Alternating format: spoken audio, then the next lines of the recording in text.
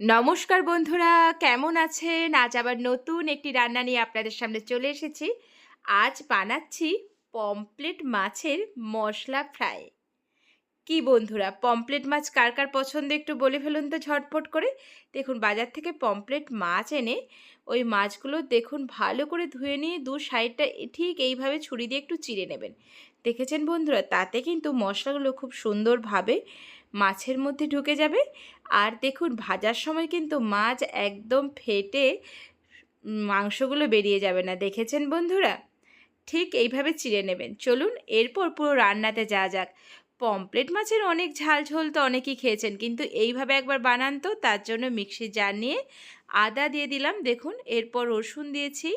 আপনারা যেই রকম মাছ নেবেন সেই পরিমাণ বুঝে দেবেন। কাঁচা লঙ্কা ঝাল বুঝে দেবেন। এরপর দিয়ে দিলাম জিরে, গোটা জিরে 1 চামচ, গোটা ধনে 1 চামচ, আর কালারের জন্য দিয়েছি শুকনো লঙ্কার জাস্ট ভেতরের বিচিগুলোকে বাদ দিয়ে দেবেন। আর এইদিকে দেখুন দিয়ে দিলাম পরিমাণ মতো নুন, হলুদ, আর দিয়েছি একটু কাশ্মীরি লঙ্কার গুঁড়ো দিয়ে ভালো করে পেস্ট করতে হবে। তার আগে আমি দিয়ে দিয়েছি সর্ষের তেল, যাতে মশলাটা একদম খুব স্মুথ হবে। আর অল্প একটু জল দিন, দিয়ে দেখুন সুন্দরভাবে মশলাটাকে পেস্ট করে নিন। আপনারা চাইলে শিলেও করতে পারেন, আমি মিক্সি ব্যবহার করি, সেই জন্য মিক্সির মধ্যেই পেস্ট করে নিয়েছি। দেখুন মাছও রেডি, এইদিকে মশলাও রেডি হয়ে গেছে। এরপর মাছগুলোকে একটু সাজিয়ে গুজিয়ে দিই, কি মেকআপটা করে দিতে হবে তো। চলুন, তার জন্য দেখুন মশলাটা নিয়ে মাছের গায়ে ঠিক এইভাবে মাখিয়ে নেবেন। আর একটু দিয়ে দেবেন এই সময় লেবুর রস, তাতে কিন্তু কাঁচা মাছের গন্ধটা একদম চলে যাবে আর ভীষণ ভালো একটা ফ্লেভার আসবে। সেই জন্য লেবুর রসটা আমি এই সময় দিয়ে দিলাম। দেখুন, যেহেতু এর মধ্যেই নুন, হলুদ সমস্ত কিছু মশলা দেয়া আছে, আর এক্সট্রা করে কোনো মশলা লাগবে না। দেখুন জাস্ট মশলা নিন আর মাছটাকে সাজিয়ে তুলুন। দেখুন, আর কিন্তু এই যে চিড়ে দেওয়া অংশগুলোতে মশলাগুলো ভালো করে ঢুকিয়ে দিন।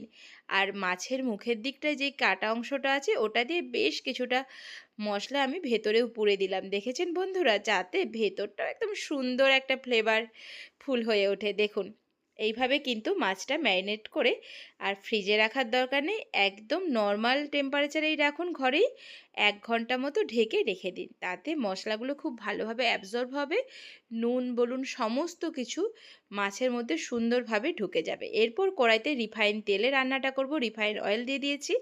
এরপর দেখুন মাছটাকে দিয়ে একদম লো ফ্লেম, গ্যাসের আঁচ একদম কমিয়ে দিন।